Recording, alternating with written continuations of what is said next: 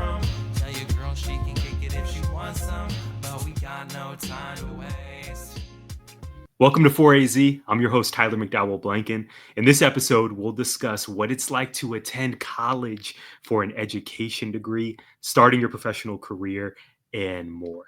I'm excited to welcome Erin Lewis, a newly minted Arizona State University alumna. Let's go for this conversation. Erin, welcome to the show. How you been? I've been good. Thank you for having me.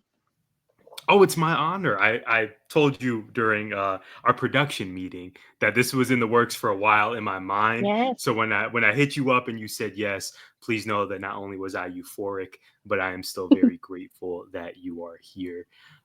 So, Erin, what I said is true. You graduated just about a Yeah. month and some change ago. So I really want Mhm. to kind of first rewind into your college experience. I know we're skipping Mhm. many years of your life and your adolescence. Feel free to share any relevant details of that time, but I really want to Mhm. get into your decision to attend college and then to study education, because I find that it's really a two-pronged kind of mindset with the students I work with, is not Mhm. only speaking to why is college worth it, but then also why college for Mm. education. But you started out studying a different subject. This is true. I did. Tell us more. Yeah, so I actually, from the seventh grade, I was determined I was going to be an interior designer. So I came into college. At first, honestly, I really wanted to go to NAU. And then it was a long distance from my house. So we decided ASU. I toured the campus. I absolutely loved it. So at first, yeah, I was an interior design major in the Herberger College. But then I got there and it was more so like architecture work, architecture assignments. And I was more so into like, oh, cutesy decoration, that type of thing. So it was definitely like, uh-oh, and it was really stressful. Honestly, I was crying like every other week. It was bad on kind of on my mental health as well, honestly. So then my sister Lauren, who actually worked in the Mary Lou Fulton Teachers College, she was like, you've always been really good with kids, and she's like, you should honestly like come check out the Teachers College. And I was like, you know what, you're right. So by the end of my freshman year, I had switched officially to education. So starting sophomore year on, that was my first year in education, and I absolutely loved it. Oh my gosh. From that first class I had, and from then on, I loved being in MLFC.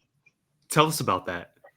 Yeah, for sure. So I knew it was meant for me by the first class, one of my classes I had, and I met my friend group, and we all got along like really quickly. And it was so funny because they were not originally education majors either. And the only one who was Allie. Everybody else, there was about five of us, was came from a different college. And it's like, we all switched starting this year. So that was crazy. We had that in common. And then just from then on, I absolutely loved it, getting to know them, hang out with them, and kind of like find my people. But I didn't know my people were in education. So I feel like it's really easy to make friends within like the education college and find like people who you can relate to because they're in the same boat as you. And you could say that about like any other college, but it's so much different because a lot of people don't like kids. So it's like you come to education and then you're like, oh, my people, you like kids, I like kids, we have this in common. So that was one of the major reasons why I like really enjoyed being in the education college. But yeah, also the events. They threw like really good events like in the Zindin. Love that area because it's kind of an area literally has a sign in there, no homework. So it's all meant for you to kind of calm down, to chill out because it can get stressful at times. So it was just such a nice area to have bean bags in there. And they would throw really cool events where you could make like there was one event where we made like an essential oil. What I made lavender and like it helps with headaches. It was super cool, super calm. So that's yeah, the events as well. Those two in hand, it made a really good experience. Yeah. Very classy. What was that first class you took? It was till I want to say 203. Oh my gosh, what was her name? Was it Dr. like a Mason. foundations Hmm. course? It was, yeah. Yeah, that was the first class. I actually had to make you start off making like group projects as like while their majors are doing like finals, we just did group projects for like our finals.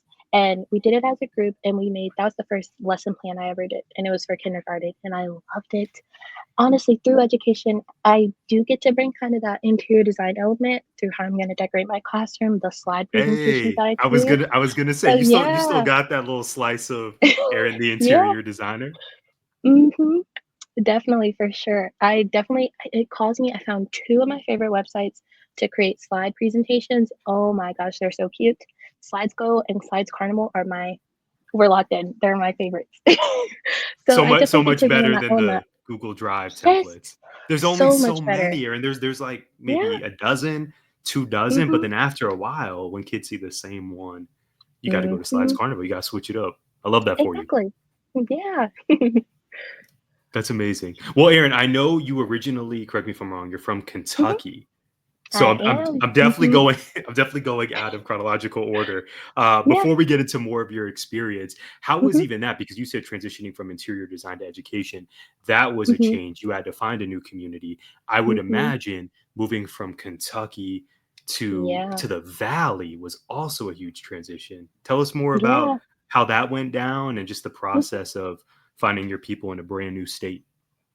Yeah, so I was born in West Virginia, and then early on, we moved to Kentucky. So I lived in Kentucky most of my life up until I was 17. And I do miss it. But my parents, it was because of them. They prefer warmer weather. You could feel it, the cold in your bones, that type of vibe. So yeah, it was either Arizona or Texas. I personally was rooting for Texas. Um, but Oh we ended wow. up, yeah, Aaron, we yeah, got to edit because that out of the podcast. That production team, if you can make sure you clip that, that was just Aaron just it was a hiccup. It was a hiccup. Kentucky, I've never been. It's really Yeah, nice. it's really pretty, honestly. Hills and there's not so much so mountains. It's a lot of greenery, lots of trees, the grass there. You don't have to water it as often because it rains. Honestly, I love Kentucky because you get each of the 4 seasons. There's winter where we had snow, fall, it gets a little cold, the leaves change colors. It's literally perfect weather-wise. So yeah. So it's That definitely transition coming here and it's just hot. yes. Oh my gosh. And we're recording this during summer, in the thick of Yes. summer, one may say. I don't Yeah. even want to talk about the high temperature today. It's just Oh hot, my gosh, and triple luckily digits. it's just Mhm, we don't play around. Well, Aaron, I'm mhm. glad that you are in Arizona. We are fortunate, and our students are fortunate to Yes. have you. So, tell us more about the best parts of being an education major because you Mhm. decided, okay, I'm going to transition from interior design to education. I'm really enjoying this first class. I'm finding community with my peers. What were some of the other hallmarks or highlights from your time as an undergraduate elementary education student?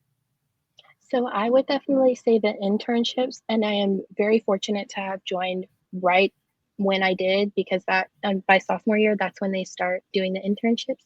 So I was extremely fortunate to join that year to be in education, and that's what really solidified, okay, you made the right decision. So I got to my first internship was with let me see, it was with first graders actually.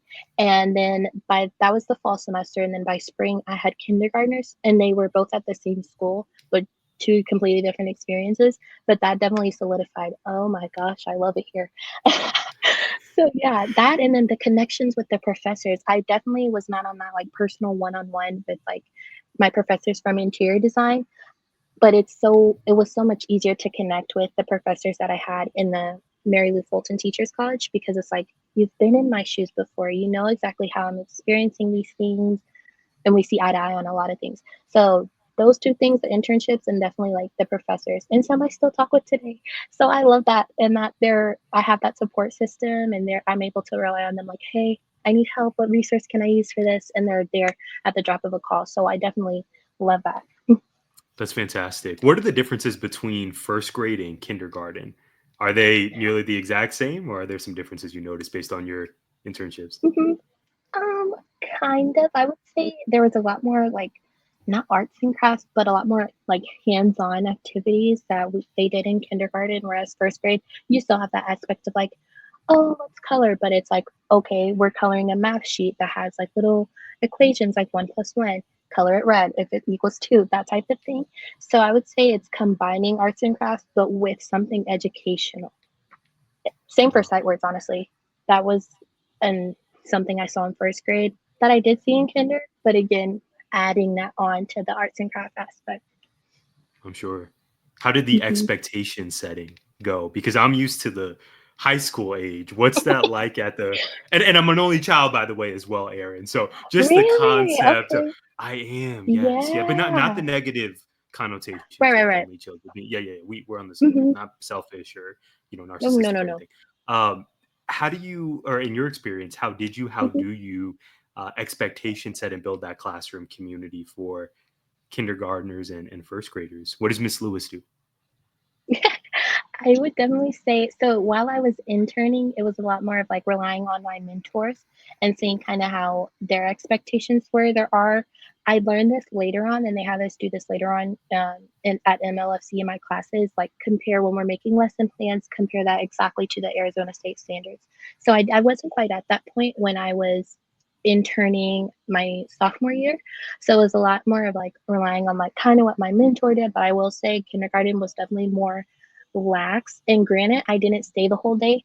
My sophomore year, I would just stay like maybe 5 hours a day, that type of thing. And I only had to do it 20 hours. So it definitely wasn't as long as the years went by, as the semesters went by, I guess I should say. So yeah, I would say like it was a lot more me relying on my mentors. And honestly, I wasn't as like comfortable then. I was definitely relying on my mentors. Like I didn't create any lesson plans. I would just walk around the room and kind of help out kids. Like I wasn't as like, engaged as I wish I Exactly. would have been. Exactly. Sure. Well, how do you feel now thinking about your career where you being the lead teacher? Where's your mind Hmm. at in terms of not only expectation setting, but just what Hmm. you're most looking forward to now that you're going to be the credentialed, degreed teacher in the room? Yeah, so I am honestly super excited from student teaching compared to having my own classroom. Exactly that. Like I get to have my own classrooms, I get to set the expectations. And it was a little harder coming into an environment where the expectation has already been established, that teacher has already been established. So it's kind of like, who is this stranger coming in my class trying to teach me? Whereas it's like I'm moving into my own class, I can definitely set those Yes. expectations, build those one-on-one connections from day one with those students, get to know the parents. I'm heavy on like parent connections, family connections, collaborating with them in the best regards for their child. And yeah, so I feel like I'm really excited for that aspect, just getting to collaborate with the parents and honestly getting to have fun with the kids. So yeah, I'm really excited for it. That's the best part. Were you exposed Mhm. to the family communication piece while I being a was. student? What was that like? Mhm. So during, I would say this started during student teaching. I wasn't as much, even my junior year of interning. So once student teaching started, I was definitely more involved with like communicating with parents, and we used Class Dojo, which is like you can text the parents, you can call them, that type of thing. So most of the time, I would text them, though there were some times I had to give a phone call home.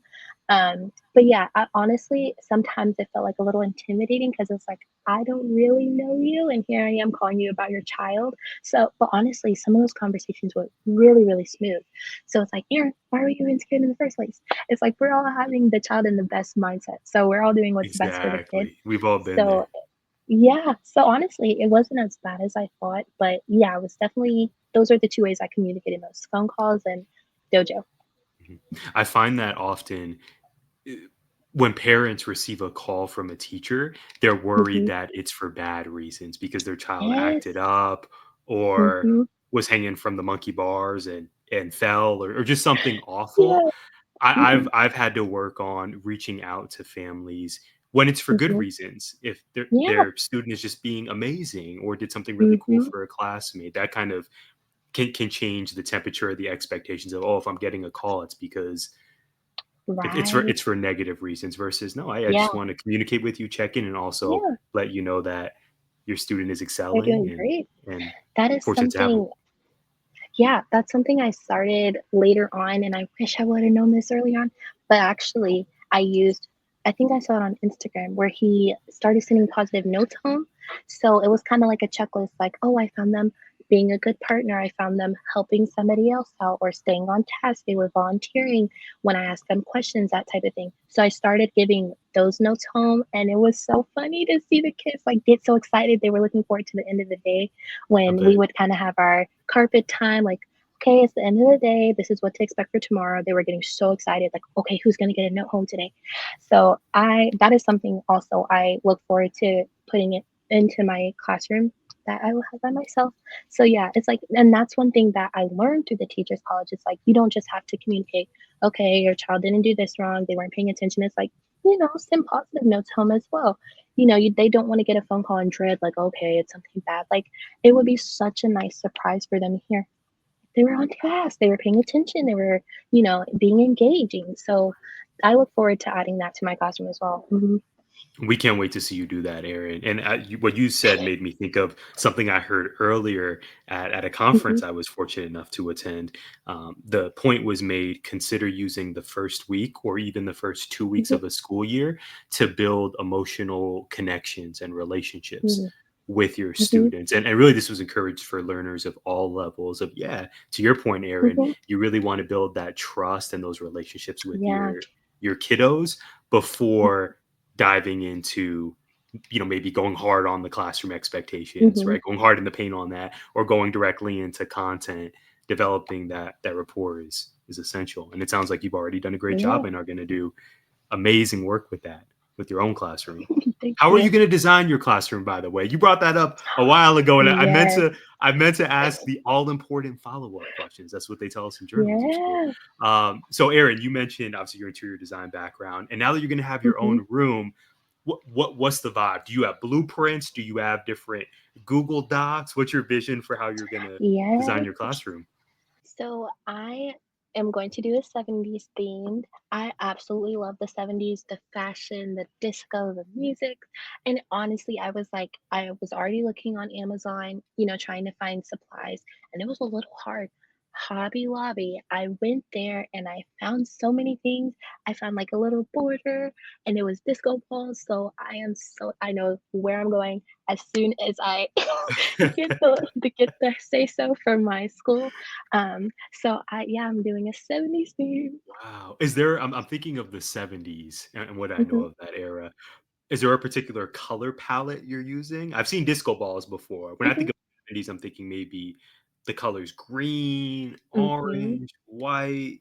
Particular color palette you're using as well, or just a little bit of everything? Kind of a little of everything, so most of the things and I was like, "Mm-mm." It was like pastels, I'm like, "No, I need, like, bright, Yeah. bold." So Yes. I definitely am for the orange, the hot pink, so kind of more like on the neon side of the Love it. 70s color. So yeah. Nice. Well, we talked Mhm, about the fun aspects of studying education, of which there mhm, are so many, which you highlighted for us, Aaron. But it's not always flawless. I'm mhm, curious, in your experience, what are the toughest parts of being not only a college student, but an mhm. education major? I would say as far as in college as a whole, it was definitely kind of a wake up call for me my freshman year when it was like, okay, not to like be in a scary way, but it's like no one's holding your hand. If you need help, you've got to go and communicate that with the professor, go during their office hours, that type of thing. So I definitely took advantage of that my freshman year. They have resources on campus as well.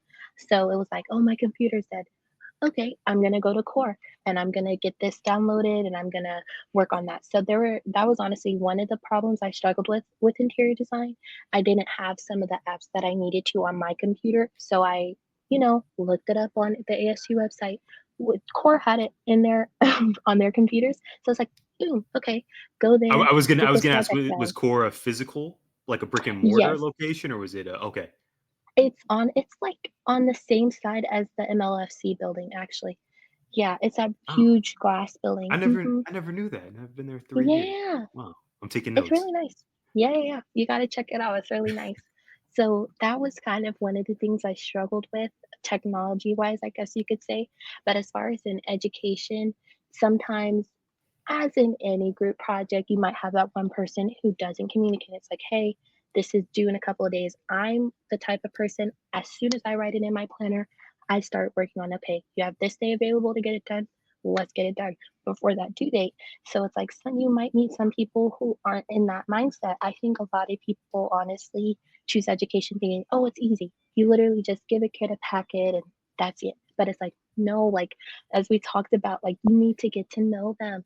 You need to have that rapport with them as well as their parents. So it's like I definitely met a couple of people who had that mindset of like, oh, this is a breeze, but it's like, let's put a little more effort, a little more thought into it, when it came to those group projects. Um, but I feel like honestly, I look back at it and it wasn't that bad. Things that I was stressed about, like personal, like one thing that was I had to get used to was the lesson planning because ASU and most colleges, it's very, very detailed. Honestly, for most of my classes, it had to be scripted. So that was definitely a new experience for me. And that honestly opened up a way for me to communicate with my mentors at the time. How would you do this? I have my standard, but how do I break it down part by part?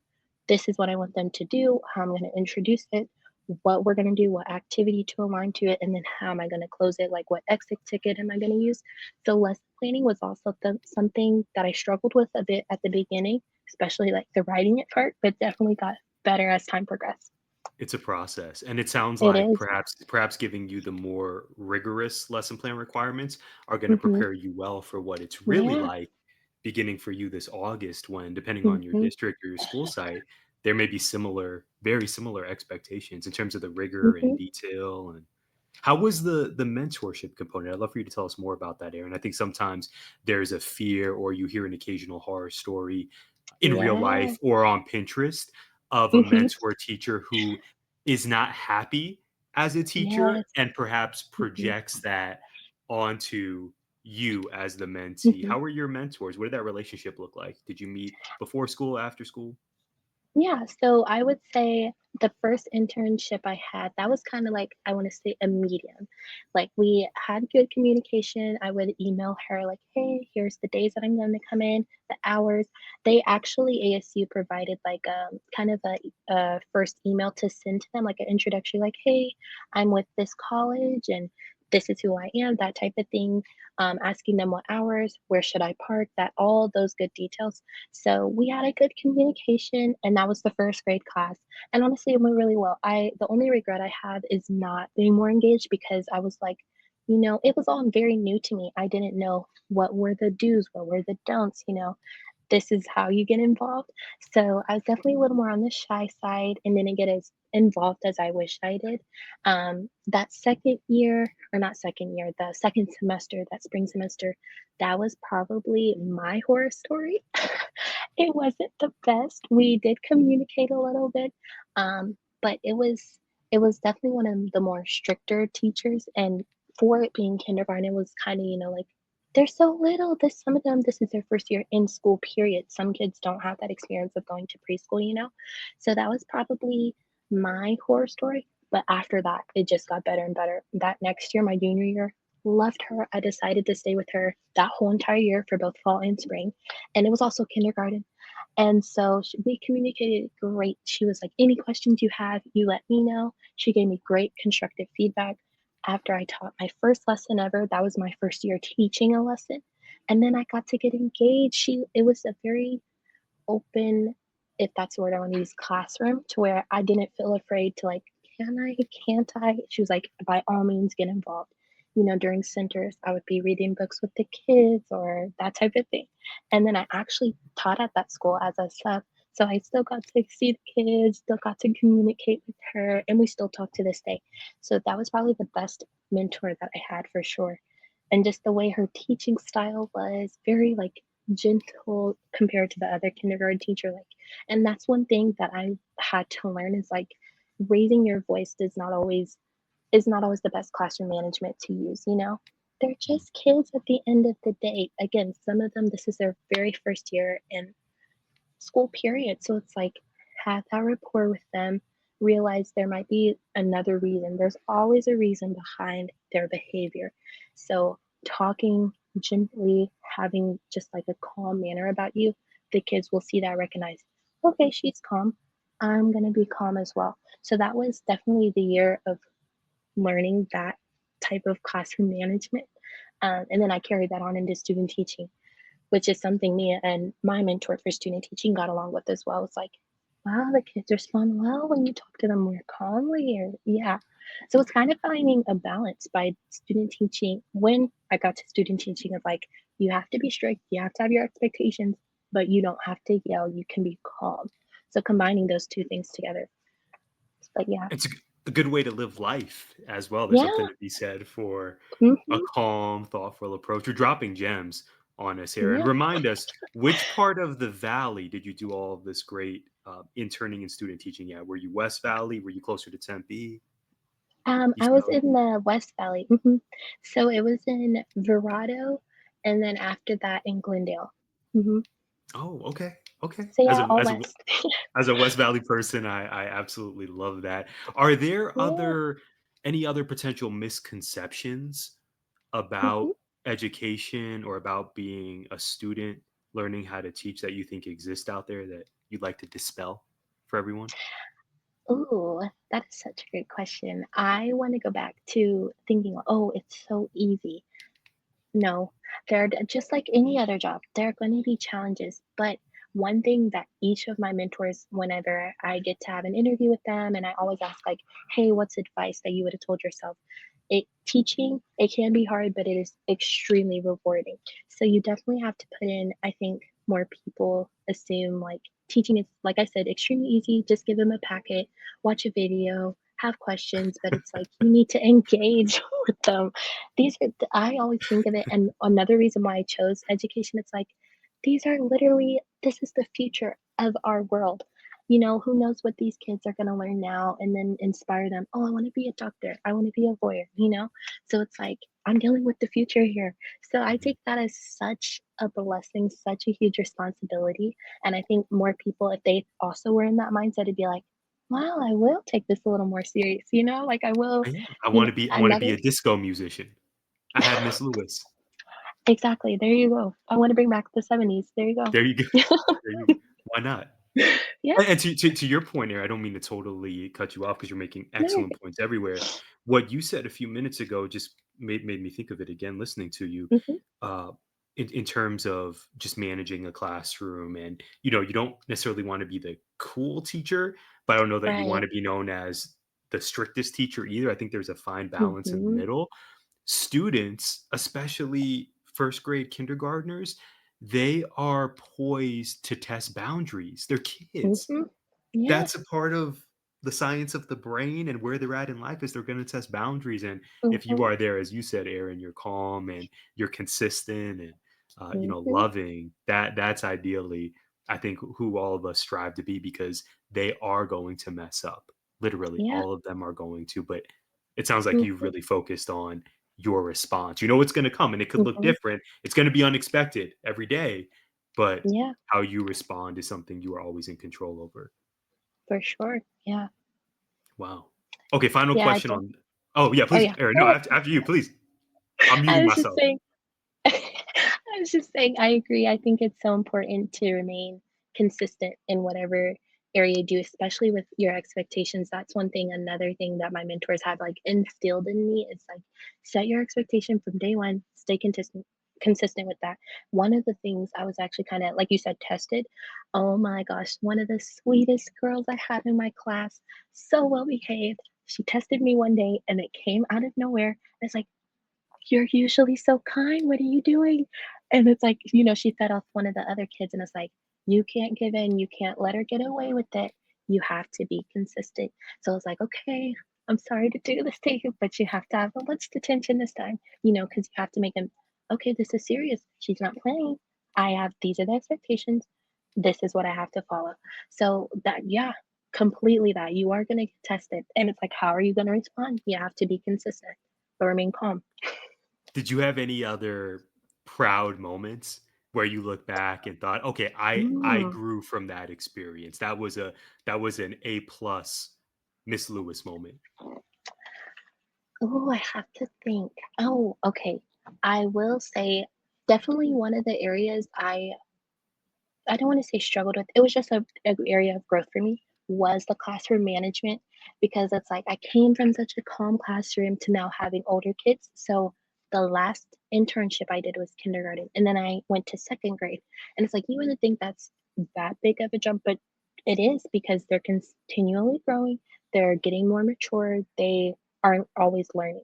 So it's like transitioning from kinder to second, it's like, okay, there was definitely a difference in their behavior. A lot of the kinders are taking more on the sweet side.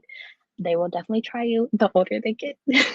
So I think one thing for me was growing is learning this works, this doesn't work. So one of the things we did, one of the call and responses I did, I would say pause. That meant stop what you're doing, stop writing, stop talking, eyes immediately go here.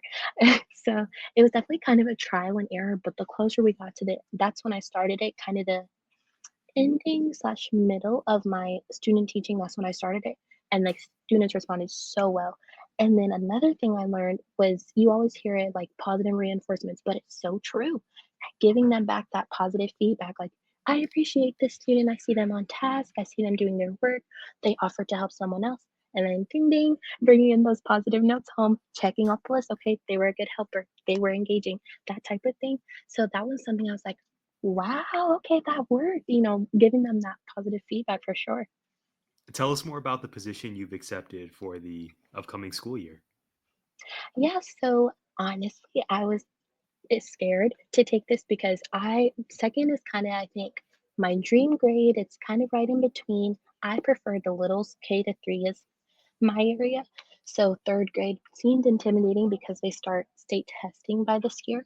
But I toured the school before my interview.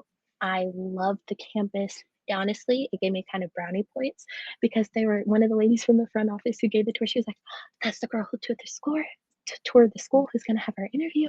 So, it kind of gave me a little up on the and upper hand. The interview went absolutely amazing. And one of the things I'm big on is how am I going to be supported?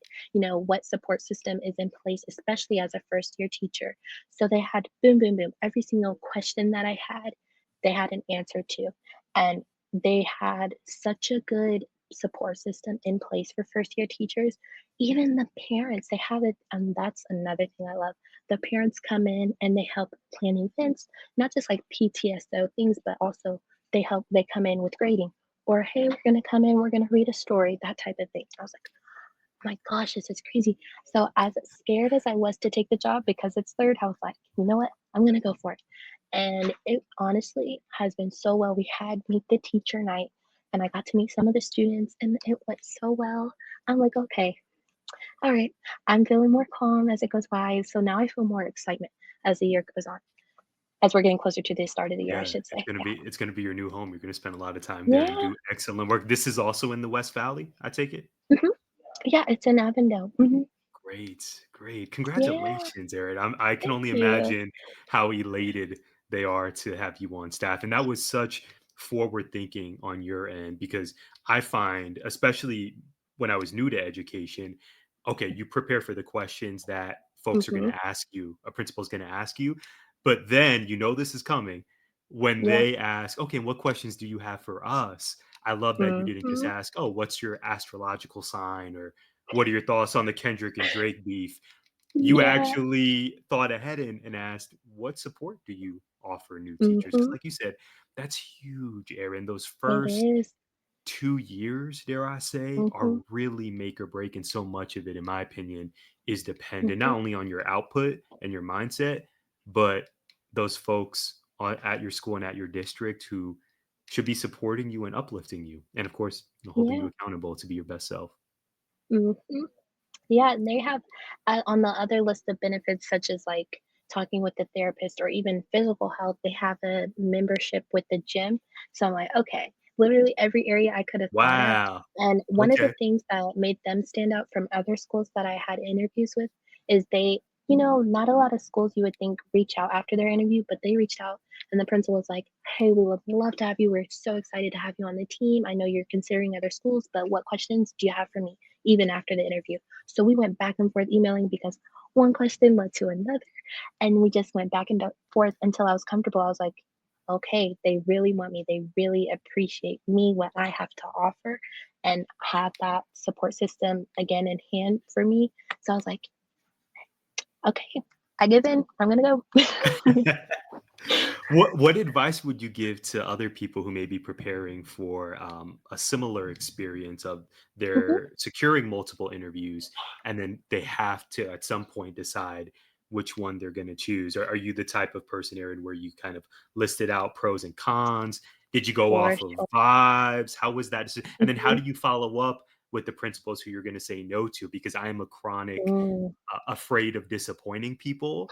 And so I'm like, okay, Yeah. do I call them? Do I email? Do I write a thank you Mhm. card and hope they read it? How was that process for you when you said yes to a school, but then inevitably had to say no to other people? Yeah, for sure. So I definitely am a pros and cons person. So I got that from my older sister. So every time I have Shout to out make a Lauren. big decision, it's like, boom, pros and cons. Yeah, shout out Lauren. So now, and it's actually funny, I found the paper where I had two different schools. I had them like on my dresser, and it literally said, okay, this is the day you made your decision. Sign right here, yes or no. And it was the pros and cons list. And it's like, oh, that's funny. We didn't choose that school. So it's funny seeing that lying around my room, but definitely so one of the things that, my student teacher, the mentor I had for that, she told me, "Make a list of your non-negotiables." And so part of even I collaborated with her in making that list of non-negotiables, so then from there, it's reflecting back on the interview, "Okay, they answered this question." One of the things, like I said, I think one of the most on like, probably number 1 on my list was support. Even beyond now, like, let's say 10 years from now and I'm still a teacher, it's like, we still need that support, it never ends. From your first year on, you're always gonna need someone to be there for you because it takes a village, it takes a team, especially handling the kids. So you can't, rely on your own strength, you're gonna need a team. That's something I'm also big on. Teamwork, that's another on my list of non-negotiables. So once I made that list of non-negotiables, my pros and cons list, and reflected back on the interview, it was like, okay, this school, I see more cons and they don't align with my list of non-negotiables. So maybe not a good fit. And then I'm also a believer. I'm a Christian, so definitely prayer. And honestly, again, collaborating, talking with my family and friends, and my mom, she's actually a health coach. So she had this exercise of making a decision. So you close your eyes and she asks a question and you move either to the left or to the right. And it's like yes or no. So you kind of see which way you go. And by the end of that exercise, I was like, I'm sold. So after that, and I'm also I come from being growing out of my comfort zone and learning how to say no, especially in a respectful way. That's the main thing that I always worried about, like, oh, they're not gonna like me, or like coming from being a people pleaser. So yeah, it was definitely like growing out of my shell, setting my boundaries, learning how to say no when I had to make those emails and like so I did make a decision and you know so also chat gpt I once I wrote my email I kind of had it like proofread like should I change this that type of thing Ah, okay. so Chat GPT yeah. isn't just nefarious. It can be used productively and ethically. Exactly. It can be a tool. This Yeah, is good. for sure. So I once I made those emails and I was student teaching at the school that I one of the schools that I ended up rejecting. So being able to have that conversation in person. Hey, here are my thoughts and feelings. So yeah, and learning at the whole time of again just staying professional, creating my boundaries, and learning how to say no, but being respectful. So it was definitely an area of growth that I got to practice. So yeah. And you've mentioned that a few times. It's all about growing. As a Yeah, person, as a it is. professional, teaching is guaranteed to do that Mhm, if you give it a shot and give yourself grace and patience. Okay, last question, I promise, before our exit ticket, Aaron. Obviously, it's in the title of our show, right? mhm, 4% of Arizona's classrooms are led by Black educators. How have you navigated all of this as a Black woman, a young Black woman mhm. in Arizona through your studies and now starting your professional career? Can you speak to how that's been and how you found community in that way? Yeah, for sure. So actually, this all started actually in college before I learned kind of outside resources. They created a club just for Black educators within the MLFC. So I started by that, knowing people from that, or even people in my classroom, and it's like hey, we have something in common. You know, I'm even still friends with those people to this day. So it's like knowing that you're not the only one, finding those resources, people in your classes, looking at clubs that they have. Even at ASU, there's a broad the oh my gosh, slipping my mind. The Oh, the African Black, Coalition. I was gonna say, Yes, yeah, Black Student African Black Union or Coalition. African Hmm. Black Coalition, sure. Yeah, so finding connections even there, they might not be education majors, but what I have found along the line, a lot more people are starting to want to get involved in education, and it doesn't always have to mean being a teacher. So definitely getting to talk to those people, and it's like, oh, you're kind of interested in education. Let me help you. Here's some resources. So kind of like being an ambassador for MLSC, kind of. But yeah, definitely taking a look at who's in your classes, getting to know them personally because again, you're going to need to rely on someone. Not you can't just rely on your own strength. Wonderful. All right, Aaron, much like your lessons, we always end our conversations with an exit ticket, which is either one or a Hmm. series of quick questions that I have for you. We are going to title this exit ticket Aaron's Go-Tos. Okay. The great Hmm. Erin Lewis, Aaron's Go-Tos. So I have three prompts for you because knowing you outside of this recording, I know that you have Hmm. interests that extend beyond interior design and education. Yes. So the people want to know, what is your go-to restaurant? Oh my gosh. Okay. I will say, and I literally went here last night, Chick-fil-A. You can never go wrong. I love the Chick-fil-A sauce. Oh my gosh. And I got the Oreo milk. I tried the peach one too. I tried the peach milkshake last night and it wasn't that bad. It tasted similar to like the Quaker oatmeal, the peach packets. And I was like, you know what? Okay. Because my dad, that's one of his favorite milkshakes there, but it's seasonal. So I was like, okay, I'm going to try it. But I can always rely on Chick fil A for a good meal. Oh my gosh. Yeah. What's your go-to song? Oh, oh my God. I would say, oh, this is so hard because I Yeah, listen to so many genres. it's a tough one. Okay. Intentionally. I think never give up on the good times by Spice Girls because I know I can play that song and I'll always dance to it. You could have given me 10 guesses, Aaron. I did not think you were going to lean into Spice Girls. That's a great zag. You brought it back to 97, 98. Yeah. I love Mhm. that. Okay, final one. What is Aaron's go-to movie or television show? Oh, oh my gosh, because I love rom-coms. So I will say Monte Carlo. And not a lot of people know that movie, but it stars Selena Gomez. It is so good and it's so nostalgic for me. So yeah, I would say that one. That's fantastic. Well, Aaron, thank you. Those were great responses. Love our exit ticket. Aaron, thank you so much for joining me. How can people support you? What are the best ways to connect with the great Aaron Lewis? Yeah, so I would say my Instagram, Erin, it's at the screen, dot Camille, two L's, four E's. And I'm actually planning on posting my link to my Amazon account for my list of teacher things to buy. So that's one way for sure to support me. Yeah. Fantastic. Thank you again for being here, Aaron. Thank you all so much for tuning in. We hope you're enjoying season 2. Follow the show at 4AZ Teach and 4azteach.org. Be sure to support Aaron, and we'll see you next time.